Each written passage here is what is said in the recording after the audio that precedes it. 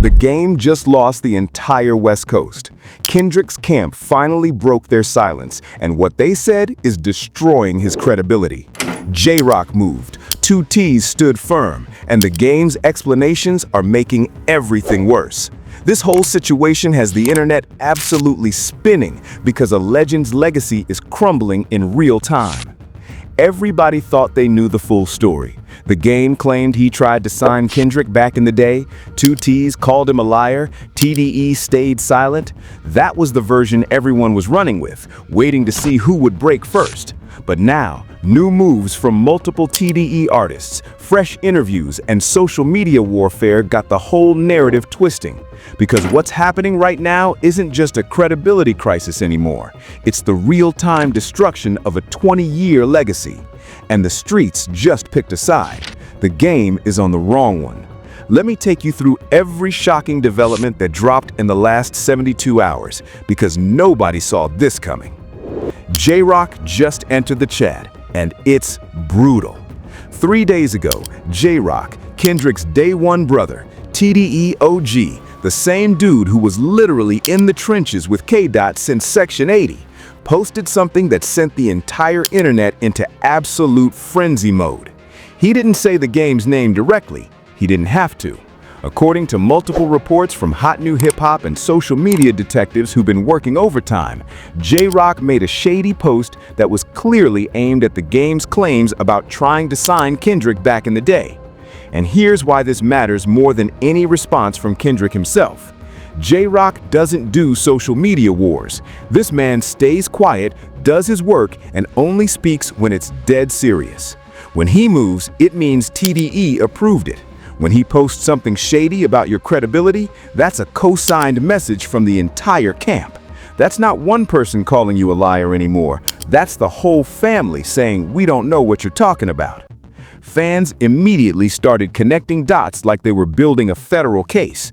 They're screenshotting timestamps, cross-referencing old interviews, pulling up archival footage, and the evidence is damning. J-Rock was literally there during Kendrick's entire come-up. He was signed to TDE before Kendrick even got his deal. If the game really tried to sign Kendrick, if those conversations actually happened the way he claims, J-Rock would have known. He would have been in those rooms. He would have been part of those discussions. But instead of confirming the story, instead of backing up a fellow West Coast legend, he's throwing shade at it. That tells you everything you need to know about whether the game's version of events actually happened.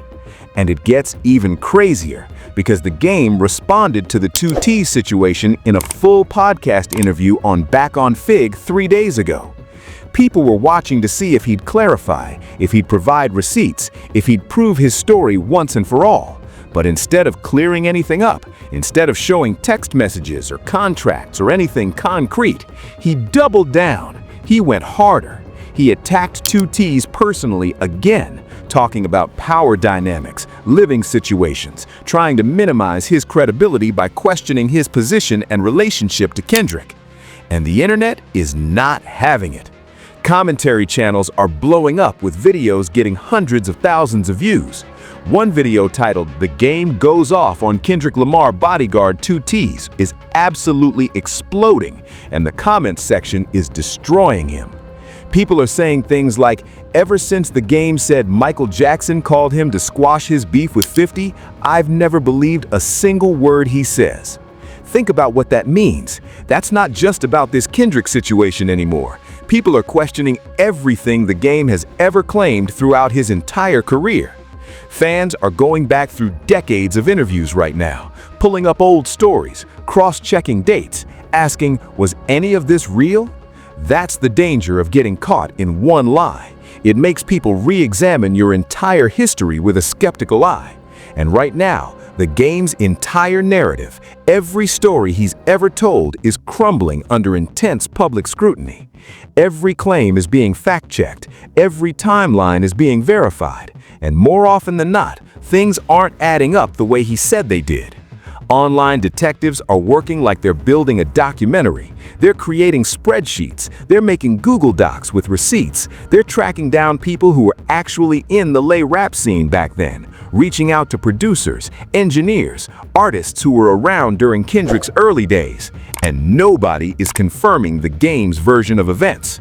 Nobody remembers him trying to sign Kendrick. Nobody recalls those conversations happening. The silence from people who would actually know is deafening. And here's the thing that's really twisting the knife for the game right now. This isn't some random internet rumor or gossip blog speculation anymore. This is coming from people who were there. 2T's was Kendrick's bodyguard. J-Rock was Kendrick's brother in TDE. These aren't outsiders guessing. These are insiders with direct knowledge calling cap on his entire story. And their credibility versus his?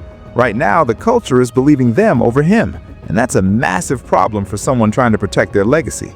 Now let's get into the motive, because this is where everything starts clicking into place and the full picture becomes crystal clear. The game has been dealing with serious financial and career struggles for a while now. His peak was 2 decades ago. The documentary was a certified classic. His beef with 50 Cent was legendary. He helped keep West Coast rap alive during a really tough era. Those are facts that nobody can dispute. But that was 20 years ago. His career momentum has been declining steadily since then.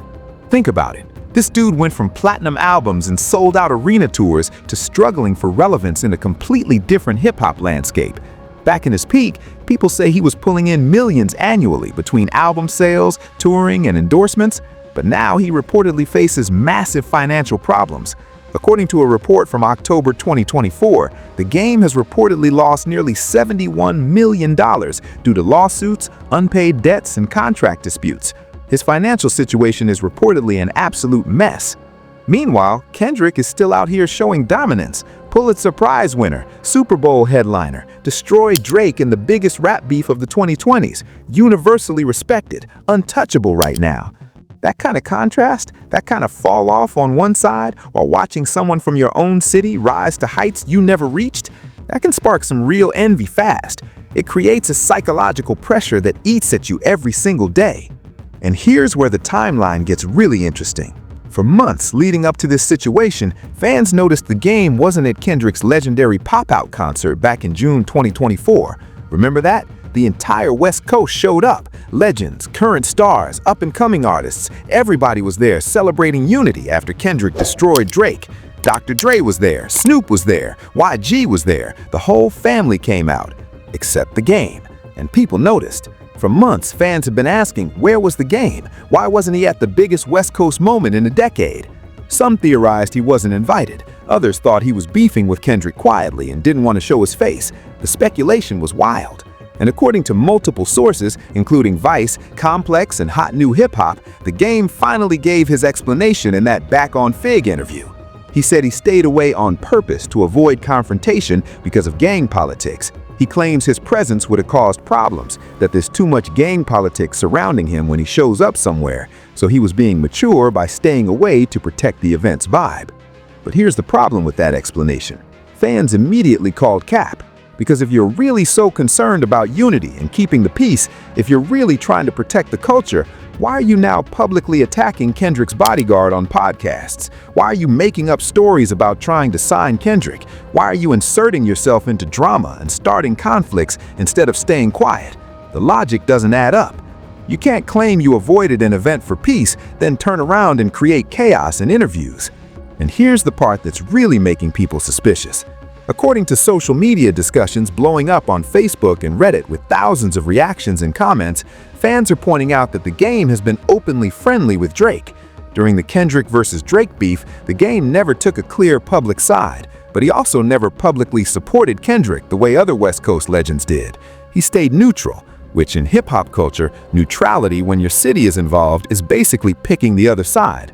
And some fans believe that's the real reason he wasn't at the pop-out. Not gang politics, not maturity, not protecting the vibe, but because he didn't want to publicly choose between Kendrick and Drake. And by not showing up, by staying neutral, he basically made his choice.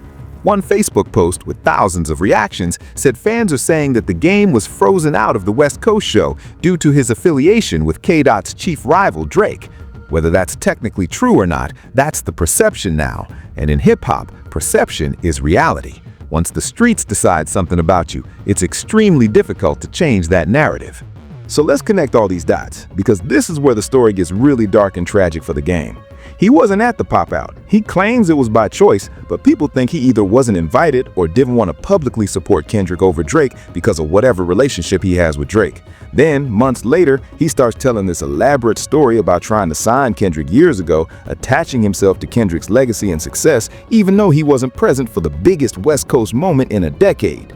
2T's calls him out for lying. The game attacks 2T's personally instead of providing actual proof. J-Rock subtly backs up 2T's with his shady post, and now the entire internet is questioning whether the game has ever told the truth about his role in West Coast hip-hop history. That's a complete reputation collapse happening in real time. That's watching someone's legacy disintegrate day by day, post by post, interview by interview. And the saddest part is it's all self-inflicted. Nobody forced him to tell that story. Nobody made him attack 2T's. Nobody pushed him to compare himself to Kendrick. He chose all of this, and now he's paying the price. But here's the part that really hits different when you step back and look at the human element of this situation. We're watching a legend self-destruct, someone who gave us classic music, who helped define an era of West Coast hip-hop, who influenced countless artists, is now destroying his own legacy because he can't accept that the next generation surpassed him. Think about what that does to someone psychologically. Waking up every day knowing that a younger artist from your own city accomplished things you never did. Knowing that when people talk about the greatest West Coast rappers of all time, your name is dropping further and further down that list while Kendrick's rises to the very top. Knowing that you're fighting for relevance while he's cemented in history. That kind of pressure, that kind of internal struggle, it makes people do desperate things. It makes them lie. It makes them attack people who tell the truth. It makes them create narratives that never happened because the real story, the truth that they got surpassed, is too painful to accept. And what makes this even more heartbreaking is the game didn't need to do any of this. His legacy was already secured. The documentary is a classic. His contributions to West Coast hip-hop during the mid-2000s are significant. He helped keep that sound alive when the region was struggling commercially. Those accomplishments don't disappear just because Kendrick came after him and reached higher heights. There's room for multiple legends. There's space for different eras and different kings. But by doing all of this, by lying about trying to sign Kendrick, by attacking people in his camp, by trying to position himself as equal to or better than Kendrick right now, he's actively destroying the legacy he spent 20 years building. He's making people forget the good and only remember the desperate moves at the end. He's becoming a cautionary tale instead of a celebrated legend. And the culture is tired of watching it. Commentary videos with titles like "The Game Finally Officially Calls Out Kendrick Lamar" and "The Game Lied to Us His Whole Career" are going viral with hundreds of thousands of views. But the comments aren't supporting him. They're not defending him, they're roasting him. People are saying things like, he's chasing clout, he can't accept that Kendrick surpassed him, this is sad to watch, somebody needs to tell him to stop. Because here's the truth that hurts. The game's prime was 2 decades ago. That's not disrespect, that's just time. That's the natural evolution of hip-hop. New artists emerge, the culture moves forward, and legends are supposed to step back with grace, celebrate the next generation, and protect their legacy by knowing when to exit the spotlight. But the game is doing the opposite. He's fighting against time itself, and you can't win that battle. Nobody ever has. And watching him try is genuinely painful for people who grew up on his music. Now, this whole situation gets even crazier when you realize just how deep the internet's investigation has gone. Fans online been working like full-blown FBI agents, and the evidence they've compiled is absolutely damning for the game's credibility. Let me walk you through what they've discovered, because this is where the story goes from drama to complete forensic breakdown. First, people started going back through every interview the game has done over the past 15 years. They're watching old Breakfast Club appearances, podcast episodes, radio freestyles, everything. And they're finding multiple instances where his stories change. Details that were one way in 2010 become completely different in 2024. Timelines that don't match up. People he claims to have worked with who have no record of those collaborations. One viral video that dropped just days ago titled "The Game Lied to Us His Whole Career" is getting hundreds of thousands of views and breaking down every inconsistency. The creator goes interview by interview, year by year, showing side-by-side comparisons of what the game said then versus what he's saying now, and the discrepancies are wild. In one interview, he says one thing about his relationship with Dr. Dre. 5 years later, completely different story. He claims he did certain things for certain artists. Those artists later say that never happened. And the Michael Jackson situation people keep bringing up, that's become the symbol of the game's credibility problem. He claimed Michael Jackson personally called him to help squash his beef with 50 Cent. Fans have been skeptical of that story for years, but now they're using it as Exhibit A for why they don't believe anything he says anymore. Because if you lied about something that big, that verifiable, what else have you lied about? What else in your entire career narrative is fabricated? Online detectives are also tracking down people who were actually in the LA rap scene during Kendrick's early days, producers, engineers, managers, other artists, and they're asking, did the game really try to sign Kendrick? Was he really involved in Kendrick's career at that level? And according to multiple Reddit threads with dozens of comments from people claiming industry connections, nobody remembers that story. Nobody confirms it. Several people actually say it's impossible timeline-wise because the game didn't have the infrastructure or label situation to sign anyone during the period he's talking about. Think about what that means. The culture's doing the work that journalists usually do. They're fact-checking every claim. They're building timelines. They're reaching out to sources. And they're finding that the game's story doesn't hold up under scrutiny. That's devastating for someone whose entire reputation is built on authenticity and street credibility. Meanwhile, the game keeps making it worse with every interview. Just 2 days ago, according to multiple YouTube videos and social media posts blowing up, the game went on record claiming he's the king of LA and one of the best rappers from Los Angeles, seemingly positioning himself above or equal to Kendrick Lamar. In the middle of a credibility crisis, in the middle of being called a liar by Kendrick's actual team, in the middle of the entire West Coast side-eyeing him, he decides now is the time to start ranking himself in the conversation with Kendrick. That's not confidence, that's desperation. That's someone who sees their legacy slipping away in real time and is trying to grab on to relevance by any means necessary. And the culture recognizes that energy immediately. People aren't inspired by it, they're embarrassed by it. They're watching a legend fumble his own legacy and it's genuinely uncomfortable to witness. Commentary channels are having a field day. Videos analyzing his behavior, his psychology, his motivations are everywhere. And the consensus is the same across thousands of comments. He's chasing clout, he can't accept that Kendrick surpassed him, he's trying to rewrite history because the truth is too painful. This is what happens when ego overtakes wisdom. This is what happens when you can't step back with grace. And here's what makes this really dangerous for the game moving forward. Every single time he does an interview now, every time he speaks publicly, people are watching with a skeptical eye. They're not listening to learn, they're listening to catch him in another lie. They're listening to find more inconsistencies. They're listening to add more evidence to the case they're building against his credibility. He's created an environment where his own words are being weaponized against him by a culture that values authenticity above everything else. And TDE, still silent. Kendrick, still silent. And that silence is intentional because they don't need to respond. The culture is doing the work for them. Every day that passes, more people turn against the game. Every interview he does makes it worse. Every time he doubles down without providing receipts, he digs the hole deeper. Some people in the industry are even whispering that TDE's strategy is genius. They're letting the game destroy himself. They're watching him spiral, attack people, make claims he can't back up, and lose credibility with every move. And when it's all over, when his reputation is completely in shambles, then maybe Kendrick drops one line in a song, one bar, one perfectly crafted sentence that doesn't even say the game's name, but everyone knows exactly who it's about. And that will be the final nail in the coffin. Let's keep it real about something that nobody's really talking about yet but needs to be said. This situation with the game and Kendrick isn't happening in a vacuum. It's part of a larger pattern we've been seeing in hip-hop for the past few years, where older artists struggle to accept that the next generation has surpassed them. And the way they handle that reality determines whether they're remembered as gracious legends or bitter cautionary tales. Look at what happened with other veteran artists recently. Some embraced the new generation. They collaborated with younger rappers. They gave them cosigns. They passed the torch with dignity and celebrated the evolution of the culture. Those artists are still respected. Their legacies are intact. They're invited to major events. They're celebrated at award shows. They get their flowers while they can still smell them.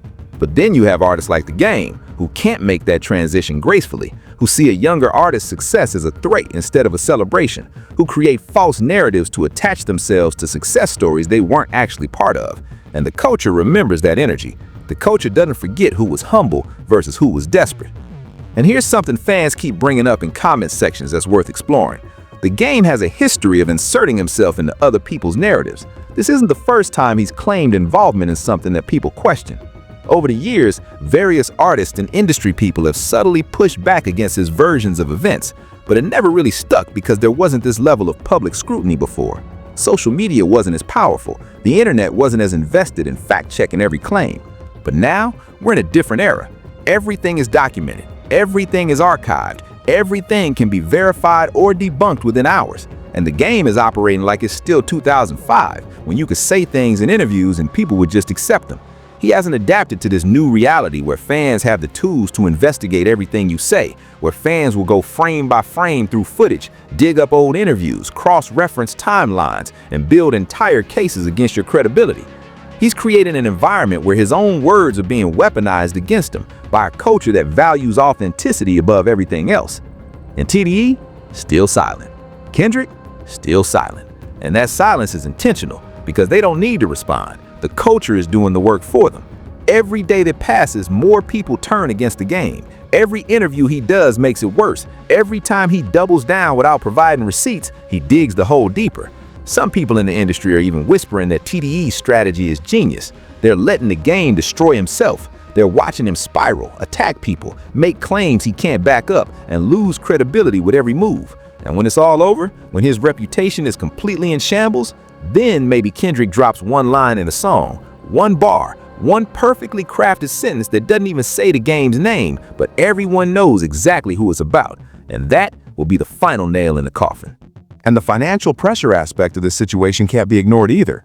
When you're reportedly $71 million in debt due to lawsuits and financial problems, when your career isn't generating the income it used to, when you're watching someone younger than you sign massive deals and headline the Super Bowl, that creates a desperation that manifests in different ways. Sometimes it's trying to stay relevant through controversy. Sometimes it's creating stories that make you seem more connected to current success than you actually are. Sometimes it's picking fights with people in the spotlight, hoping some of that attention splashes onto you. That's not speculation, that's basic human psychology. When people feel like they're losing relevance, when they feel like the culture is moving on without them, they do desperate things to claw back into the conversation.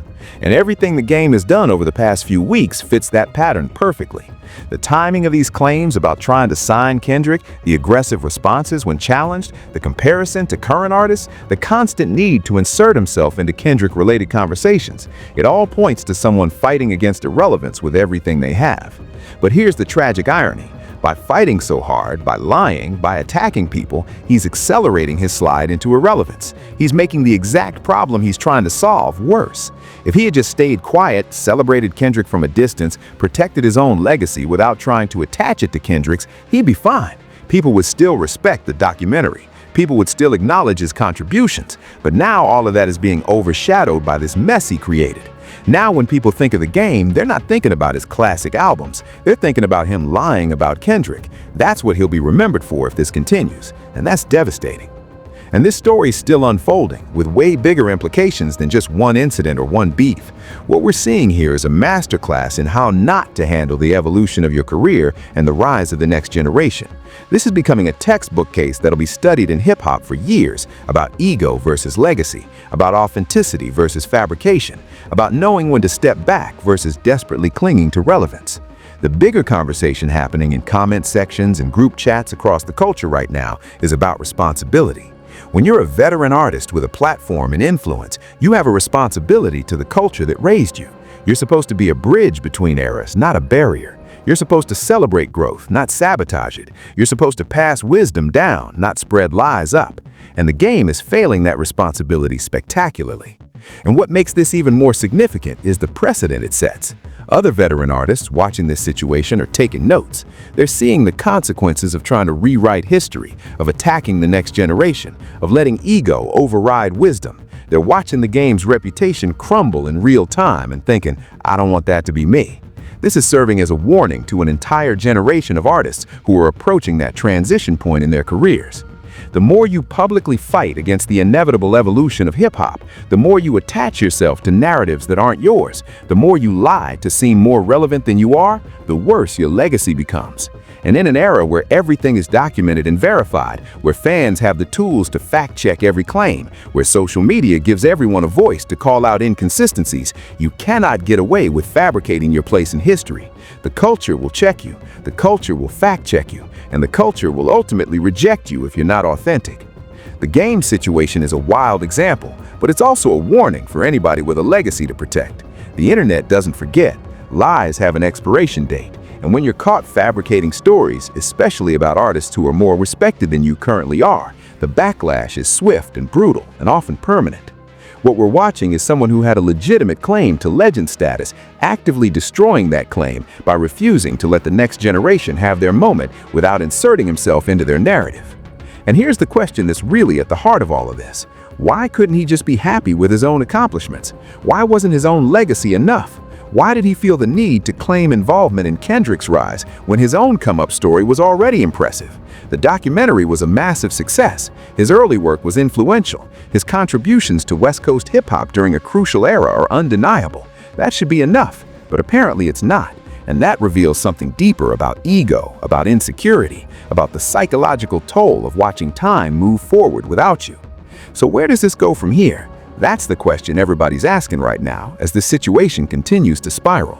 Will TDE ever officially respond with a formal statement? Will Kendrick address it in an interview or on a track? Will the game finally admit he was wrong and try to salvage what's left of his reputation? Or will he keep doubling down until there's literally nothing left of his credibility? According to industry insiders and social media speculation that's gaining traction, something big is coming. There are whispers circulating that someone close to the situation is preparing a full timeline with receipts. We're talking emails, text messages, contracts, behind-the-scenes details that will make everything undeniably clear about what really happened and what didn't. If that drops, if someone actually comes forward with documentation proving the game's story is false, it's game over, no pun intended. That would be the final nail in the coffin of this entire situation. But here's the thing, even without that smoking gun evidence, the damage is already done. J-Rock threw shade, 2T stood firm on his truth, the culture fact-checked every claim and found him lacking, and the game's credibility is in complete shambles. Multiple viral videos are calling him a liar. Comment sections across the internet are roasting him. Industry people are subtly distancing themselves. And most importantly, the streets have made their decision. They don't believe him. And once the streets decide something about you in hip-hop, it's almost impossible to change that perception. Some people are even theorizing about what Kendrick's eventual response might look like if he chooses to address this at all. Because that's how Kendrick operates. He doesn't yell on social media, he doesn't do messy back and forths in interviews, he doesn't argue in real time. He waits, he watches, he lets you expose yourself completely, and then he strikes with surgical precision when you least expect it. One bar, one line, one perfectly crafted moment that doesn't even say your name, but everyone knows exactly who it's about. And when that happens, when Kendrick decides the moment is right, it will be over. The game has to know that possibility is hanging over his head every single day. Every morning he wakes up wondering, is today the day Kendrick responds? Is today the day I get lyrically obliterated in front of the entire world? Is today the day my career officially ends? And that psychological pressure has to be eating him alive from the inside out. Because here's what nobody wants to say out loud, but everyone's thinking. The game lost this battle the moment he started it. You cannot lie about someone as respected, as verified, as documented as Kendrick Lamar and expect to win. You cannot attack people in his camp and expect the culture to take your side. You cannot rewrite history when thousands of people have access to the actual history. This was doomed from the start. And the only question now is how much more damage does he do to himself before he finally stops? Stay locked in because this story is about to get even crazier. More details dropping every single day, more clues surfacing from people in the industry, and reports say someone with direct knowledge is about to drop receipts that will change everything. So drop your thoughts in the comments right now. Do you think the game can recover from this credibility crisis, or is his reputation permanently destroyed? Do you think Kendrick will ever respond directly, or will the silence continue to speak louder than any diss track ever could? And here's the real question. If TDE drops receipts, if Kendrick drops a verse, if the full truth comes out, what happens to the game's legacy? Does he become a cautionary tale about ego and lies? Does he get erased from West Coast legend conversations? Or does he somehow find a way to salvage this absolute disaster? Because right now, it's looking like option one, and that's genuinely heartbreaking to watch. Make sure you like this video, hit subscribe, and turn on notifications so you don't miss a single update. Because when TDE finally moves, whether it's through a statement, through an interview, or through a verse, the whole industry is going to feel it, and you're going to want to be here when it happens. I appreciate every single one of you for rocking with me through this entire saga. Your support means absolutely everything, and I'm committed to bringing you the truth, no matter how messy, no matter how controversial, no matter who it exposes. Until next time, stay woke, stay skeptical, and remember this lesson that the game is teaching us the hard way. Your legacy is built on what you can prove, not what you claim. And right now, the game can't prove anything, and that's the problem. The culture values authenticity above all else, and when you get exposed for fabricating your place in history, the consequences are swift and brutal and often permanent. We'll see you in the next one. Stay safe out there, and keep your eyes on TDE, because when they move, it's going to be legendary.